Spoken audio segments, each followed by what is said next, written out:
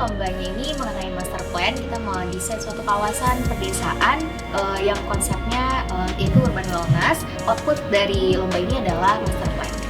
Untuk lombanya itu kita ngambil kawasan ada di Cibubur, tepatnya di Rawa Indah Cibubur. Oke, untuk persiapannya yang pertama itu yang pasti kita menganalisis suatu kawasannya, lalu kita menemukan suatu permasalahan dari kawasan pedesaannya. Setelah itu kami mulai mendesain. Lalu setelah itu kami sudah mulai menyusun persiapan lomba seperti laporan, PowerPoint, poster dan lain. Ya, jadi konsepnya itu sebenarnya lebih mengedepankan ruang terbuka yang dijelaskan Karina. Jadi di mana kawasan kita itu lebih walkable. Jadi areanya itu untuk pejalan kaki. Jadi fasilitas-fasilitas yang disediakan juga ramah pejalan kaki. Kita sih berharap semoga kalau misalnya secara individu atau kelompok kita pengennya kita bisa lomba sampai internasional, sampai go internasional kayak gitu.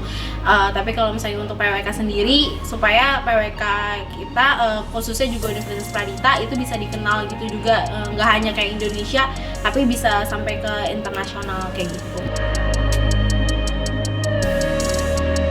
Jadi kita itu mengikuti lomba master plan dari Universitas Jember. Skalanya itu untuk lomba nasional, jadi yang ikut dari berbagai universitas di seluruh Indonesia.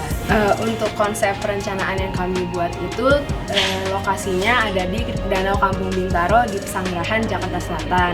Nah, jadi untuk konsep dari kelompok kami itu namanya Urban Eco2, di mana Urban Eco2 itu adalah singkatan dari Urban Ekonomi, Ekologi, dan Community. Jadi kami ingin mengkoneksikan ketiga aspek tersebut untuk menciptakan konsep dari kawasan yang baru ini.